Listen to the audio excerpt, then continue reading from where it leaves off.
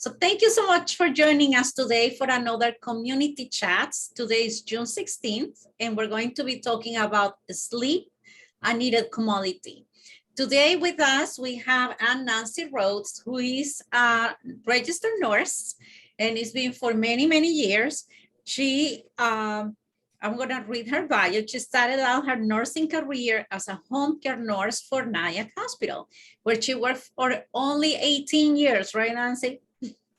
And only 18 years, right? So Nancy, yeah. the nurse practitioner, as she's known on her YouTube channel, Caregiver Success, loved the home setting and is passionate about caring for the homebound and disabled. In 1999, she graduated summa cum laude with a master's in nursing and a certificate as a family nurse practitioner from the College Mount St. Vincent in Riverdale. After working in primary care, breast oncology, and for the mentally challenged, and with a check from a beneficiary to start her own company, Nancy started a house calls company in 2010. Nancy cared for over 1,000 Rockland residents, so if her face looks familiar, yes, it's probably her. This path led to authoring a book for caregivers. Nancy saw the same medical problems happening to her patients and wanted to create a toolbox to help prevent medical crises. Her YouTube channel continues to provide helpful and hopeful videos for all of us as we age. So please subscribe and grow older and wiser with Nancy DMP. And we're talking today about sleep because, you know, sleep, as we well know, you know, is very needed, but not all of us get enough sleep, good quality sleep, and that can deteriorate our health as well. So Nancy is going to be talking to us about sleep. And here we are. Nancy, the podium is all yours. Hey everyone, it's so good to be here, and I'm glad I'm here to talk to you about sleep. I mean, a lot of us do not get enough sleep, and you can raise your hand, you can raise both of your hands that you know you're just not getting enough sleep. We worry, the world's an interesting place, we have family issues, we snore, there's so many things. So sometimes the bed is a very scary place for some people. And I want to help you see the light at the end of the tunnel for this, because sleep can be better for you if you just know some of the things you can do. First, I want to say thanks for joining me. I love talking to people about what I do as a nurse practitioner. I also have a book that I wrote that Sandra had mentioned. It's called Caregiver Success. It came out in 2020, right when COVID hit, showed up at my doorstep, 50 of them. On February 20th, 2020. Isn't that wild? And then March 15th, as you know, we all shut down all over the world. The book didn't go too far, except that my YouTube channel did, and people all over the world were looking at this channel and asking me questions from Egypt to Fiji Islands. And I was like, holy cow, this is where I'm supposed to be. But there's a lot of stuff in here about preventing medical crisis. And as you know, as we get older, things happen, but we don't know what's going to happen. So it's sort of like a read book about maybe I'll get a skin tear, or maybe I'll get constipation where I'll end up in the ER and I don't want to, or I might get pneumonia, how to prevent it. Some of these things are common. So I felt I needed to write this book to help prevent crisis. So we'll talk more about that throughout the lecture, but let's get going. I do have slides to share with you. Also, I just want to say I am not a sleep specialist. I have done my research about sleep, and there's a lot of great devices out there. I find through my YouTube channel that it's better to show people tools and tips to help them, and that's how I practice, so that there's actually a way that you can improve your life and your health. So let's share the screen. I'm not so great at this. And Nancy, I just would like to add, for all of you who are attending, please write your questions in the chat box, the Q&A box. You know, interaction is really what we are all about. So just write down your questions. I will read them to Nancy, and we're going to be answering all your questions either throughout the talk or at the end. Nancy, what do you prefer? Throughout or at the end? It's really You know what? I love dialogue, and I think people have to be involved from shot to shot. So we'll go screen by screen, and if anybody wants to stop me, feel free. Again, I'm not an expert on this, but I will share what I can, and I will find you more information if you need it. Okay, so here we go. Share the screen with you. Okay, so we are going to talk about sleep, and I changed it from being a rare commodity to an essential commodity, because without sleep, we do not function. We're cranky, we can't think straight, we just don't get through the day. And there's a lot of people out there that are just so tired all the time, and they don't know why. So we're going to find out why, and maybe we can help them get a better night's sleep. So in this screen, going forward, let me just make this a slideshow better, so it actually helps us see the whole thing. How's that? Better probably for everybody. So we're going to learn how the brain works when it has to do with sleep. You're going to learn about obstructive sleep apnea and what that means. You've heard about it, you know about it, but we're going to talk about it. Some ideas to help you sleep better, some devices and habits for better sleep out there, and what is excessive daytime sleepiness. And I have a special story for you on that one when we get to that slide. All right, so let's talk about the brain.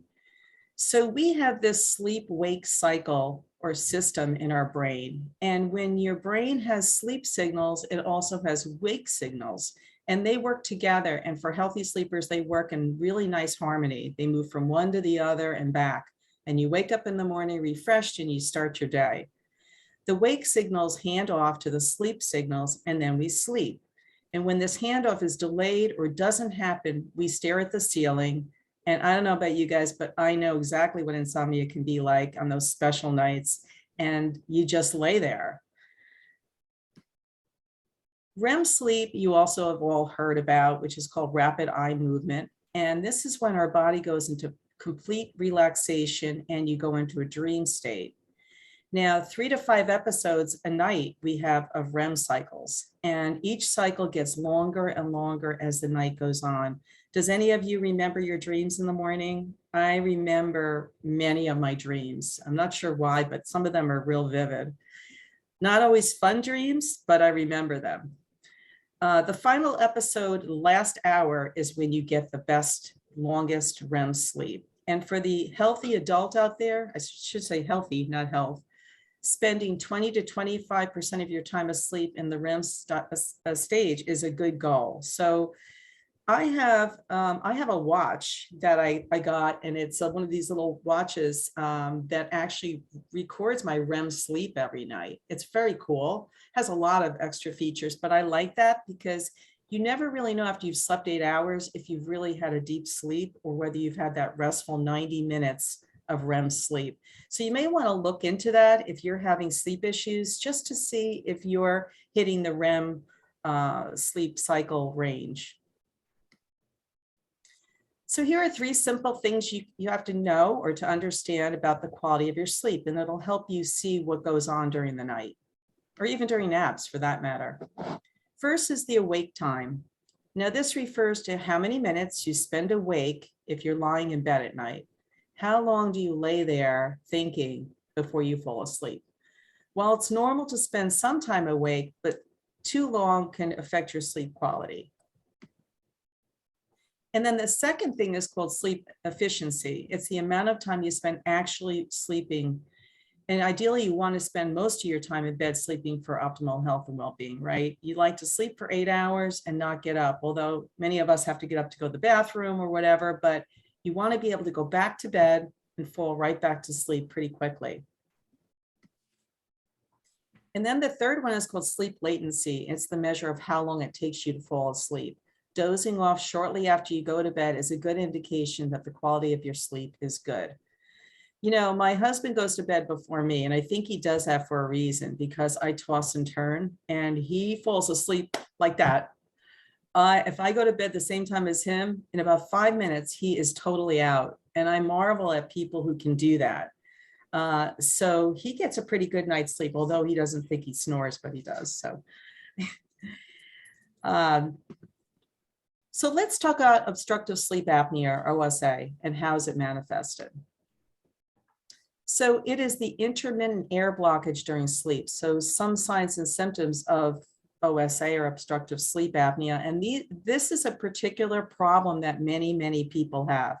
People who are overweight, people who may have asthma, people who have GERD or reflux issues, people who have large tongues, people who have large epiglottis anatomy in their throats and their mouths. So some of these things can be helped by just devices or losing weight, or there's some other things we'll go over. But one of the main issues is being way overweight and you have a big belly, it's pushing up against your chest and you're just not getting good breaths. You wake up with a dry mouth. If you wake up with a dry mouth, that means your mouth has been open most of the night. If you get up with early morning headaches, and that's not a hangover, we're talking about you just got this little headache and you're just like, why again? And as we mentioned, insomnia, you're just getting up and down from bed. You're not getting enough rest. You're just so worn out. And then catching your breaths while you're sleeping. I have had my husband nudge me and say, you know, I don't hear you breathing, just to get my breath. I find that to be pretty interestingly scary, but usually it comes with a snuff and then you catch your breath and then you start breathing again. It's kind of scary for the person next to you to hear that, but that may mean that I have some apnea. And then of course, the snoring aloud. Snoring doesn't always mean that you have sleep apnea, but it usually can lead to that. And then you just don't have the ability to pay attention when you're awake. You feel like you're in a brain fog. You're driving your car, you're switching lanes, you're just not all there. So it's really, really important, as you know, to get sleep. So this is a very kind of complicated slide I got offline. Hypoxia is really not getting enough oxygen to your brain. And long-term hypoxia, which is nights and nights of not sleeping well, they increase something called oxidative injury. You know, I don't know if you knew this, but we are all like rusting. We are in oxidative states from the time we're born to the time we die. And we're constantly fighting off oxidation. And the wake-promoting dopaminergic, these actual chemicals are floating around in our brains. So there was a study done, here's the control group, where these neurons, these are called dendrites, and these are all through our brains. And these are transmitters of chemicals to help us stay sharp. So you can see there's lots of little lines and little hairs here. You see how many there are here? And in the beginning of the study, they also saw that the neurons here were in clusters, and look at how dense and thick it is. And these are the dendrites. Now, 8 weeks after this person went through a study of intermittent, which is periodic hypoxia or lack of oxygen to the brain, look at how many dendrites are left. You no longer have all those little hairs here. One by one, they disintegrate and the brain is just getting injured. And you can see the same thing down here with the dendrites here. They just are not as thick and dark and clustered as they were. So anybody have any questions? I guess Sandra will let me know, but you know, you could tell by cellular levels what our body is doing just by looking at this picture. And you don't have to know a lot about these big words. You can just tell that our brains are just not functioning with lack of oxygen over time. So let's get into how to sleep better. So, okay, they say get 7 to 9 hours of sleep every night, and that's from the National Sleep Foundation. And, you know, getting sleep, maybe it just means if you go to bed at midnight, try to go to bed 15 minutes earlier every couple of nights so you find out before you're getting up in the morning that you've actually got to a 7-hour sleep night. I've been starting to do that more and more. I'm a night owl, and if I go to bed at midnight and get up at 7, I'm not as rested as if I go to bed at 10:30 and get up at 7. I don't know. Sometimes I sleep 10-hour nights. They're really great, but not everybody gets that opportunity. The other really important thing is you gotta wind down before you go to bed, like 15 minutes before you go to sleep. Make sure that you turn off the TV, put your jammies on, make yourself comfortable. Don't have coffee, don't have a glass of wine within 2 or 3 hours before you go to bed, because it will just pump up your heart rate and it will get you going, and it will stimulate your brain, not make you relax. It may actually bring you down for a little bit, but then you will not stay asleep. Another medication, or I should say a supplement, is melatonin. You've all heard of that. You could take up to 1 to 3 milligrams at night to help you. This is a normal hormone in the brain, and we'll go over that as well. It's over the counter. You can buy it anywhere. Tends to work for people who just are in a hotel room, or they're on a long vacation, or they're not in their own beds, and it might help them get a better night's sleep. And pets. Lots of people have pets out there. They love their little dogs and cats, and somehow they find their way into your bed and they sleep between you and your partner, or it's a husky like my daughter has that sleeps at the end of their bed. Holy cow, the dog is bigger than 2 people. How the heck do they get any rest? It's recommended to have a pet bed on the floor, put a t-shirt that smells like you in the bed, and your pet should be sleeping there, not in your bed. You will get a much better sleep. So Sandra, it looks like we have a couple of questions. Yes, we actually do. So the first one is, with proper treatment, can there be repaired? Wow, absolutely.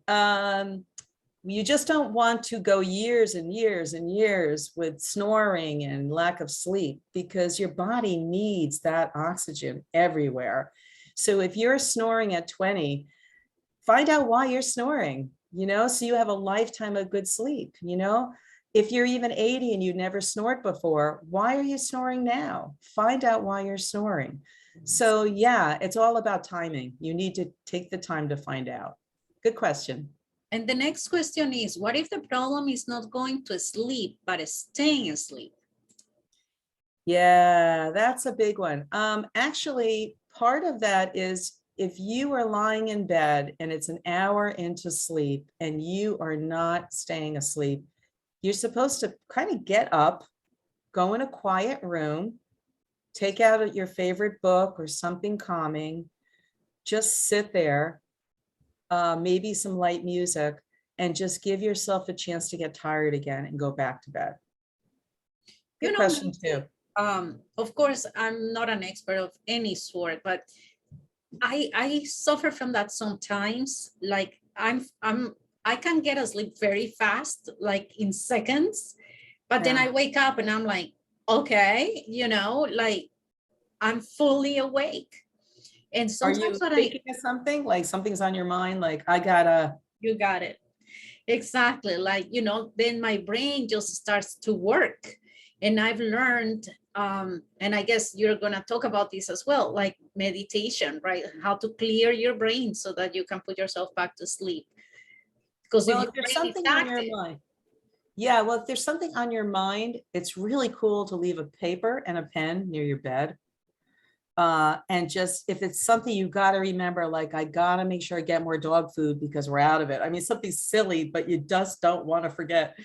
Just wake up without turning on a light. Don't turn on the lights, and just lean over on your pad and have your pen, and feel your way to your nightstand there on the side and write it down. I have that on a little table next to my bed. I also use a fan, everyone, to sleep. I've been using a fan since I was 15. If there's a fan on or a washing machine and I'm sitting near, I will fall asleep near any white noise. You could buy those really cool, they're in Bed Bath & Beyond and stuff. They have ones about water falling and light sounds, and you could pick what really hits your hot button or soft button and helps you fall asleep. And if you make it a routine, you put your jammies on it. My husband does this. He comes home at 6, he puts his jammies on. Like, I meet him at the door and he's in his jammies at 6 o'clock with his slippers on. He's already winding down as an aerospace engineer and putting his mind in another place. And it's interesting watching a very smart person that's brain is spinning and how he learns to program it to shut down. And he's the man I told you about that falls asleep like that. He doesn't worry about his day. He doesn't think about, it's a very interesting thing to be able to do that to yourself. Not all of us have that personality. I'm a type A, he is as well, but he knows how to differentiate. And I do watch how he's doing it. I don't know. So I'm still learning. But yeah, you gotta find your stuff, you guys. You gotta, the fans are great. The sound machines are really wonderful. We're gonna go over some more things as well. So we'll keep going if there's no more questions. Okay. All right, so here's some more ideas. And people always laugh at this one with me, but you know, your bedroom is supposed to be an oasis of rest. You're supposed to only use it for sleep and sex. That is it. That means when you walk into that bedroom where your bed is, there should not be bills and a computer and a laundry basket and all these things around that are distracting you from sleeping, because you will get out of bed and walk over to that computer on the desk, or you'll say, oh, I haven't paid that American Express bill yet. I better do it now. If you can either put a curtain up across it, if you have a small space in your apartment and you can't hide it, somehow you have to not see that stuff in that room. You have to differentiate from sleeping room to your work room. That is a big one. A lot of people take their computers to bed. A lot of people take their phones to bed, their TVs on. It's crazy. We got to get away from the blue light. The other really important thing is a pillow. Not all pillows are made alike. You really should try a pillow. I mean, if you're in a store, I know you're not supposed to lay on them, but if they're in plastic covers, you should put your head down and see if it foofs up for you. Is it soft enough? Is it firm enough? And you also have to replace your pillow. Just because it's, you know, still floofy, every couple of years you should get rid of your pillow. Get a brand new one. I bought a really nice pillow because I'm a back sleeper that has a lump under my neck with a memory foam. And then it has a little divot. I meant to bring it out to show you guys. And it has a lump above my head. So when I lay down, my head falls into this divot and I have support on my neck. And I've noticed that you can even lay on your side on this pillow because, you know, you still have this curvature. And I've been sleeping much better just because I got the right pillow. So really consider that. Also, your mattress. You know, we're not supposed to have a 25-year mattress. You know, when you think about how much time we spend in that bedroom, our bed takes up almost the entire room of that room. It doesn't flop up into the wall and then you put furniture in front of it. It becomes a part of furniture. Make sure that you have a bed that you can sleep in, that you're comfortable in. And if it's not comfortable and your mate needs something different, consider spending extra money, because a third of our lives are spent in bed. You know, getting two separate beds where the remotes are and one person has this one and this one has this one, and they can soften and they can do all sorts of stuff. It's worth the $5,000 or whatever it is on a payment plan, honestly. And also we talked about white noise. You know, the fan is my best friend. I got to tell you, I take it everywhere. I have all sizes and shapes. They go in suitcases, they go everywhere with me. Curtains and blinds that make the room dark. Make sure that you make the room dark. If you live in an apartment building and there's a pizzeria across the street or a bar and it's the flashing lights, get yourself the iPads. You know, you could buy them and just put them on your face at night so that you're in complete darkness, because our brain says it's dark, like a little bird that goes into his little nest for the night. You're not supposed to disturb them. It's time for sleep and it's time for rest, and you need to have dark. The other thing is the alarm clock. We all have one. They're usually bright yellow, bright red or blue lights, and they're big numbers and they're glaring at you. The morning's coming. Turn the clock around. Just either turn it around or face it down. You can have your alarm on, but just turn off the light by turning it around. If you have to put a towel over it, do that, but you do not want to see that light.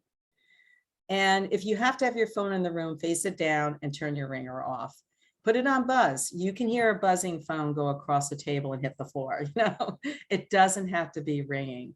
All right. If it has to be in the room because you're worried about your kids across the country or something, it will help you not worry, but you'll at least have that phone within reach, but no light. Okay, everybody? So let's talk about some devices for better sleep and habits that we have. We're going to talk about something called the Dahdah, which I'll explain to you in a minute. We're going to talk about nightly gratitudes. This is a really good one. And we'll talk about that with a tool I have for you. Something called mud water, and I got this online, very interesting nutraceutical. Some other sleep aids that I found out there we'll go over. What is MAD, M-A-D, CPAP devices that we all know and love, or don't know and love, or don't love, and something called Inspire. All right, and the first one I'm going to talk to you about is something called the Dahdah sleep device. This is something I got a hold of when I was doing my YouTube video on my channel, Caregiver Success. I always love to find new things out there to help people. And we're not all the same. Certain things will help you that won't help me. So you may have to try more than one thing, or maybe a combination of things.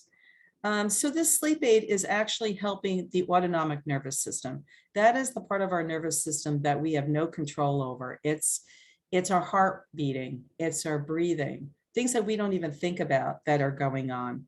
And it's responsible for the majority of how we fall asleep through this system. So the neurotransmitters, like the noradrenergic signals to the brain to stay awake, the same chemical in the brain is involved in fight and flight. So the one that makes you run because somebody's chasing you is the same one that helps you fall asleep. So how do you take that neurotransmitter and put it in a relaxing state? So this is what it looks like. It comes in a little box. I got it online. You can get it on Amazon. It's made by Live Lab. It's really tiny and streamlined. You can carry it with you.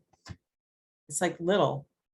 It has a little blue light, and you could set it. And we're going to go over that right now, how it works. Let me take you into the next slide. I'll show you.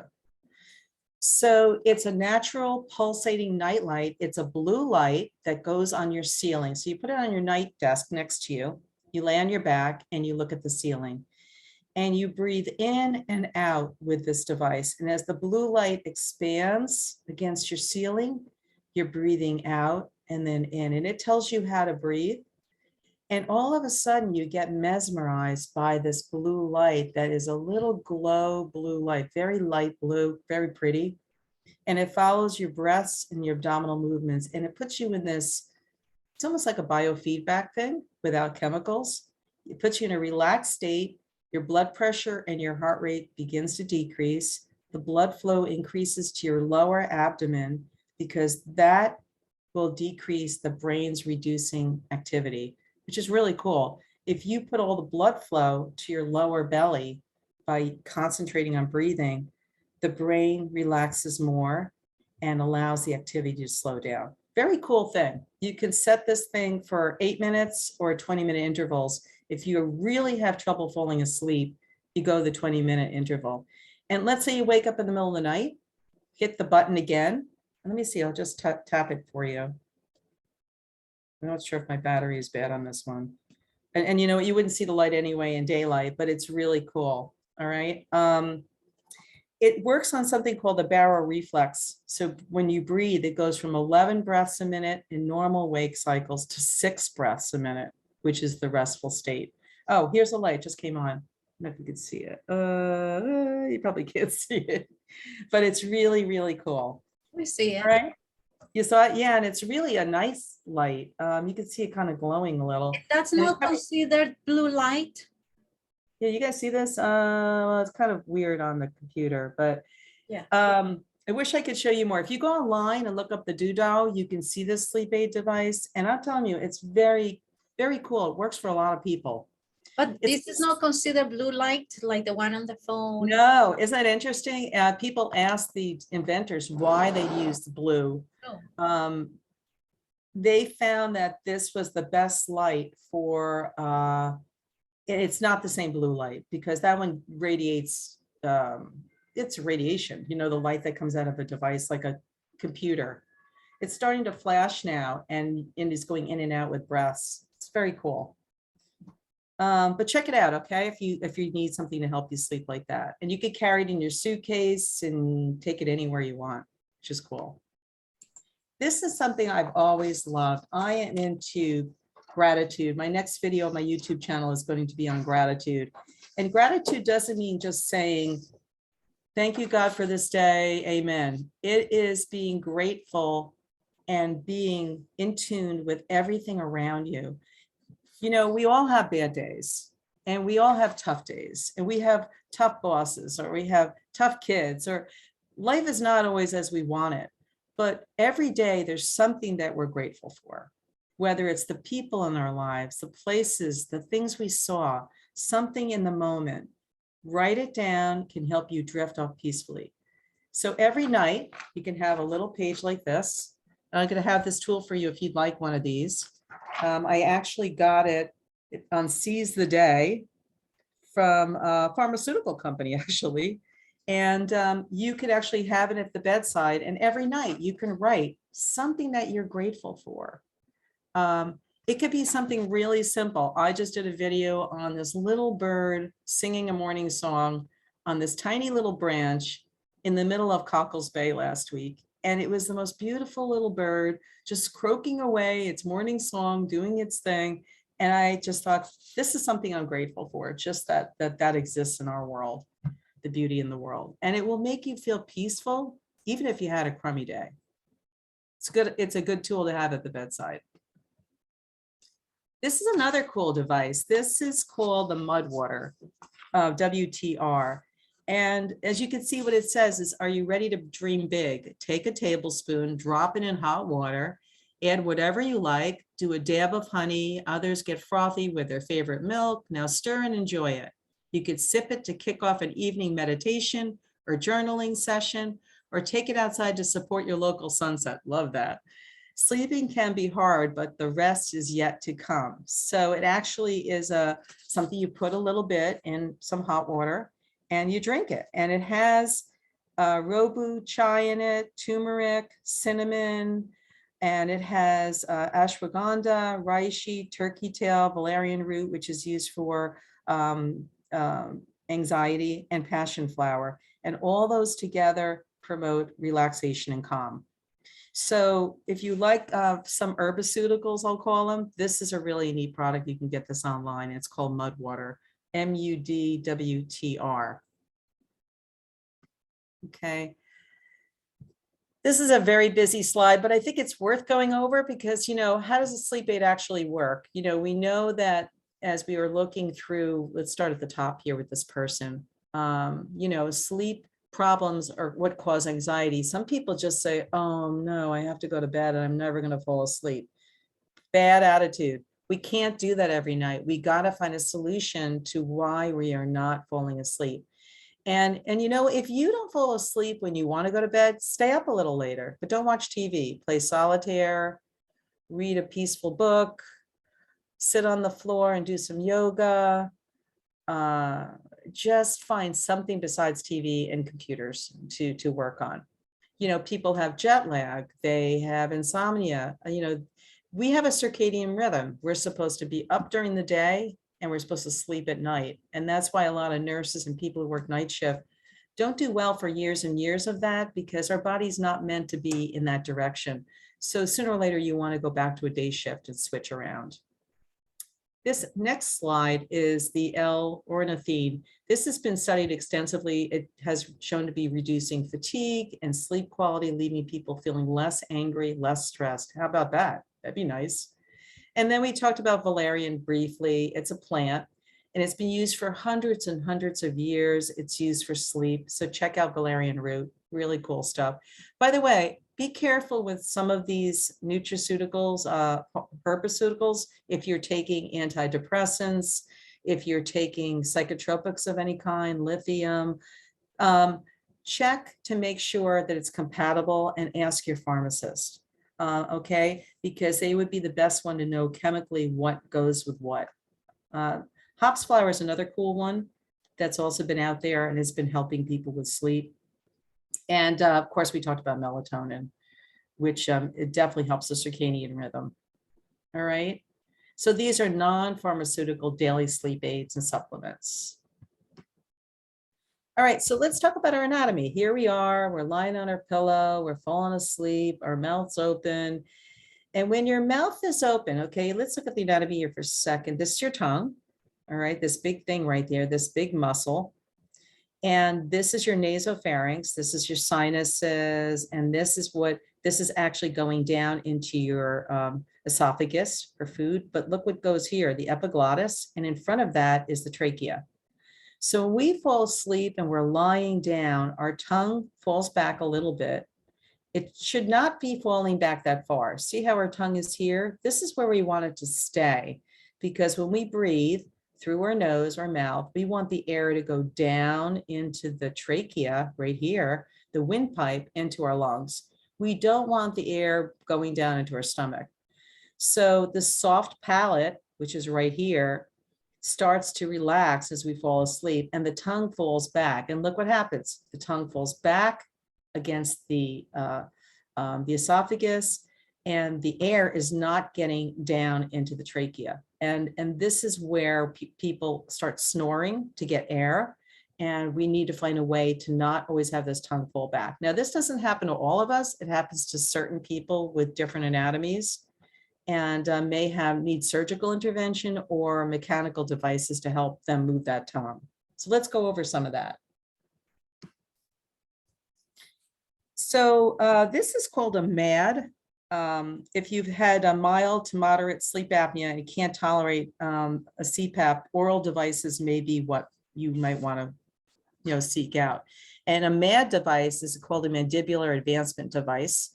It almost looks like a mouth guard. I wear one of those as well because I grind my teeth at night, and that's a bad thing. If you are told that you crack your teeth and crunch them, please, please, please get a mouth guard. I am now under the process of having dental work for cracked teeth that I want to keep till I'm 90.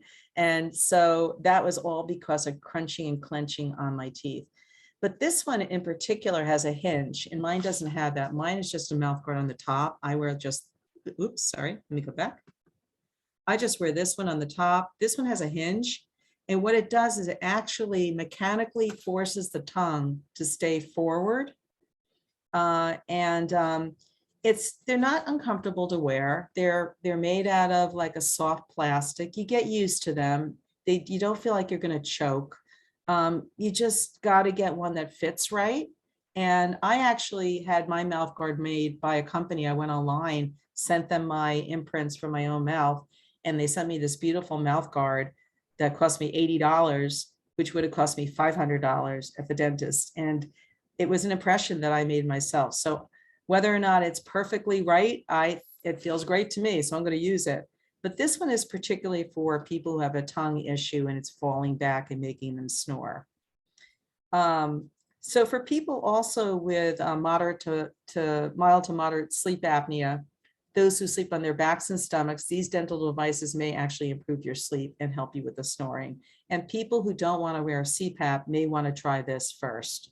Okay, it's called a MAD, a mandibular advancement device. Okay, so check that out. You may have to see a sleep specialist and ask them if you can get something like this first before considering bigger devices. So far, so good, everybody? I know I'm doing a lot of chatting and it's getting close to time, so let's keep going here. So this is what the device looks like. And you stick it in your mouth. There's the little hinge. And look what happens. The tongue is pulled back. Your mouth is closed. You're not snoring. The air goes nice and you get a big breath all the way down, and it goes right down into your trachea and you're not snoring. It's a very cool device. It works really, really well, and they're very comfortable. Okay, we've all seen these, maybe not this one. I had a patient with a CPAP maybe 20 years ago, and the thing looked like he was in a spaceship. I don't know. It made a lot of noise. The machine had to be outside the room. The tube was like 100 miles long. Nowadays, it just covers this part of the face, straps over your head to keep it secure in place. And what a CPAP is a continuous positive airway pressure device. What it does is it raises the air pressure in your throat. So when you sleep at night, your airway stays open. And that's what you want. The bottom line is you want your airway open, reduce oxidative injury, get a good oxidation to the good oxygen to the brain, and wake up refreshed. Oops, one more thing before we go on with that. That's kind of it. I know you've all seen CPAPs out there. So we try to avoid this at all costs if you can, because people just don't like them. Then there's something new out called the Inspire, which you might seen commercials on. This is a very interesting thing. The commercial shows a man sitting in bed with his wife. He has a remote in his hand. He clicks it on, he lays down and he goes to sleep. I'm like, what the heck is that device? Well, it's an alternative to a CPAP. It works inside your body while you sleep. It's a small device that's actually implanted right under the skin like a pacemaker in the same day outpatient department. And it actually works by inside your body with natural breathing process. It delivers a mild stimulation, electrical stimulation to the airway muscles, the key airway muscles, allowing the airway to remain open during sleep. Pretty cool. And you use this little sleep aid remote to control it, to turn it on and off. The only caveat with this device is that it is not something I think you can use if you have an MRI. People are asked if you have implants or any devices in you. You may want to check first if you need MRIs for any particular reason that you know, like for knee surgery or whatever. This may not be the device for you. So check that out beforehand. And one more thing I'd like to go over that's really, really important is this. You know, I was sitting in a clinic doing vaccinations here in Connecticut, and somebody was sound asleep on the desk next to me, one of the nurses. And I woke her up and she said that she suffers from sleep apnea and has narcolepsy, actually. Very scary situation when people fall asleep quickly anywhere.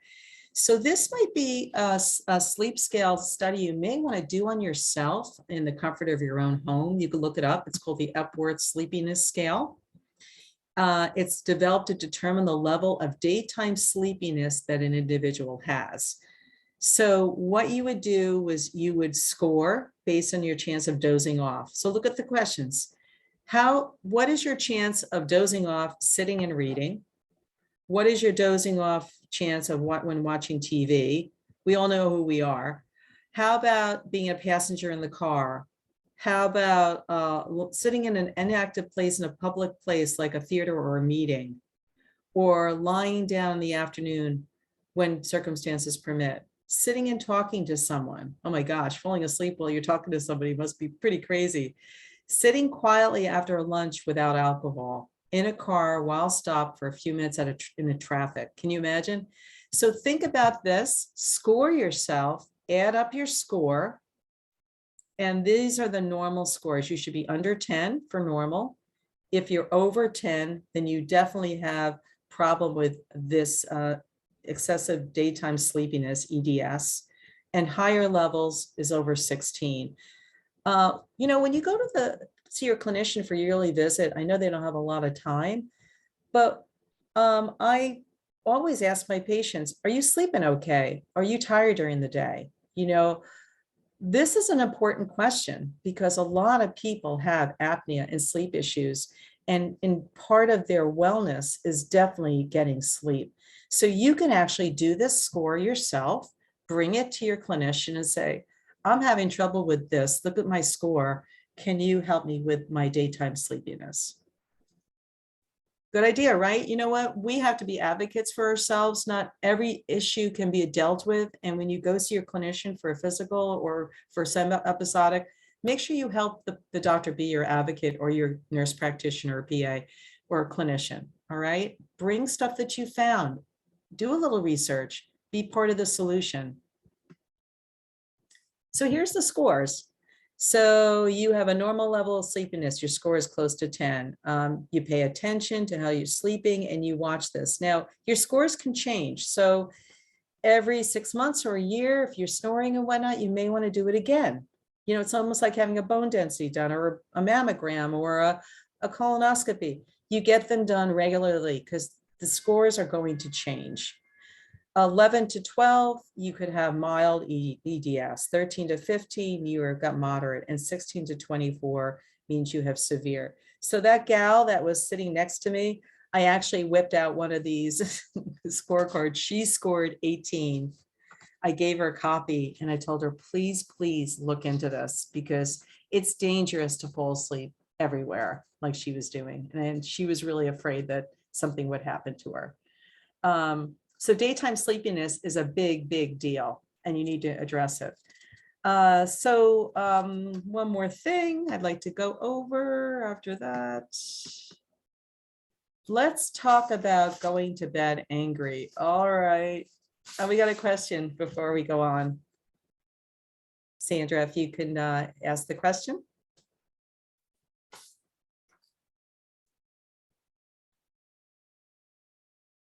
You're on mute, Sandra. It's okay. So the scale is helpful. I have had the experience of having someone sleeping during a conversation. It was scary. Yeah, it is scary. It's like, uh-oh, did they have a stroke or are they, did they pass out or yeah, ouch. So what'd you do? What did you do? Well, it wasn't me, it was Yandira. So let's wait for her to tell us. But as a matter of fact, I did have that experience as well. And I didn't know what to do. It was with a patient of mine and I didn't know if to wake him up or not, or wait. It's like, you don't know what to do. And Nancy, what do we do as caregivers? For example, if we're with the elderly, our parents.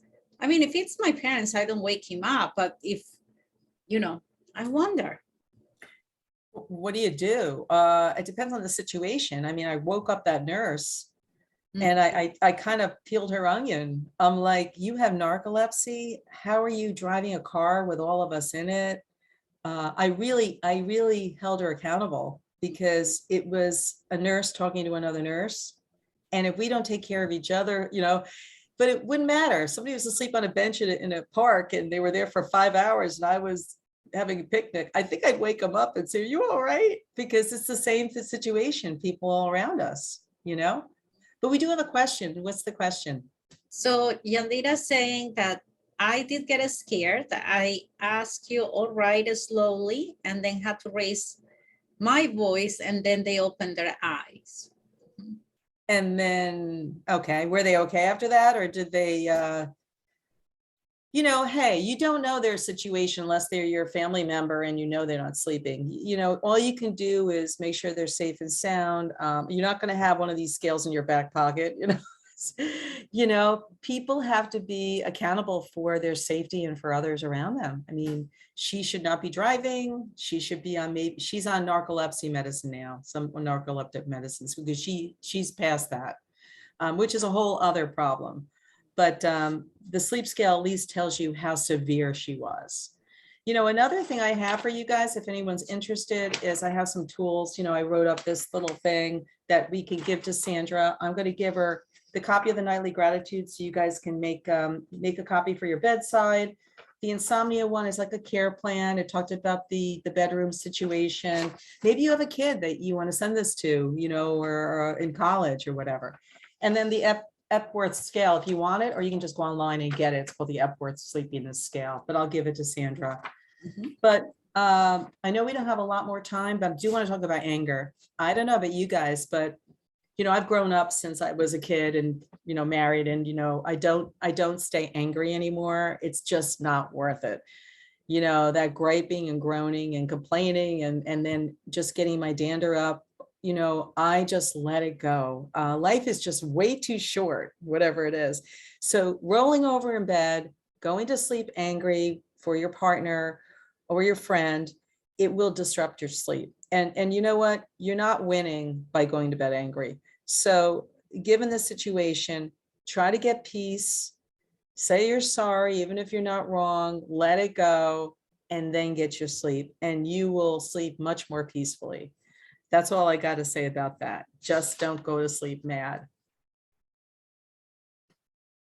And I just wanted to share with you some places you can go to check out my book, which again is 365 pages, but it's a great read.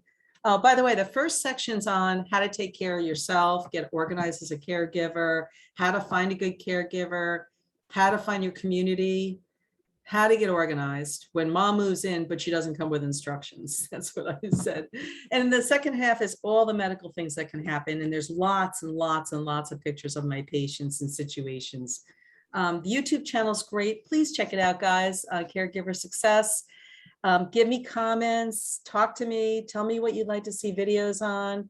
And if you have anything you want to talk about, you can always email me at nancyvnp@gmail.com. And last but not least, pleasant dreams, everybody. Not right now. We still have a full afternoon of work, but hopefully. Yeah. And Yeah. Nancy, you know, at some point you were talking about the phones and how we need to put the phones away. And actually, it's, you know, phones, especially with emails and all the advertisement. It's like my phone could be ringing all night long and it could be just emails coming in. Yeah. So I found this feature on my phone that it's the night mode. I don't know if you know about that. You know, I just got a new phone and I got that on my phone. That's cool. Yeah, so the night mode, and you know, some people tell me, and they are right, and it was my concern as well. Like, well, but what if it's an emergency and somebody needs to get in touch with me? So what happens is that, you know, for example, my family, my parents, my sister, I have them in my favorites. Yes. So when I go to night mode, it will block all the calls except calls from my favorites. That's really cool. I haven't tried that yet, but I saw that. By the way, everyone, I lost my phone in the Atlantic Ocean 2 weeks ago. And my Fitbit fell off my wrist too the day before. And I thought, I'm off the grid for 3 days, no time and no phone. Wow. And then I freaked out because I had a meeting on Thursday. I had to call somebody, I had no number. All of a sudden it wasn't funny, you know, so I know how attached we are to these things, but I didn't have it for 3 days and it was actually very peaceful. Yeah, it can get very, very peaceful. And, you know, so I love that feature. You know, it's on every night and I know that I'm not going to get anything, you know, silly or, you know, emails in the middle of the night from whatever, Macy's, you know, it's not worth it. So I really recommend that. Yeah, that's a good idea for sure. Yeah. Okay, let's see. I don't see any more questions right now. Okay. Well, I will send you this stuff, these 3 tools. Again, on my YouTube channel, when I do a video, I put tools on my Facebook page, Caregiver Success, so people can download them because there's so much great stuff out there. And, you know, there is Dr. Google, but, you know, I like to put things together for you guys that is safe and reasonable without a lot of scary stuff, because you can look up one problem and you will blow up trying to figure out what's wrong with you. So let's keep it simple, everybody. Start simple, and let's just grow old together, and looking forward to seeing you on my channel. And thank you, Sandra, for having me. I really appreciate it. It's very fun. It's a pleasure to have you. And thank you so much to all of our participants. And next week, we're going to be talking about heart disease and congestive heart failure. So if you know, or if you want to know how to take care of your heart, how to make it healthier, how to prevent heart disease, please join us at 12 next week. And enjoy Pride Month as well. We're celebrating Pride Month in June. So enjoy that. And I'll see you next week. Thank you, Nancy. And thank you to all of our participants. Everybody. Have a good day. Thanks, Sandra. Have a good day, everyone. Bye now.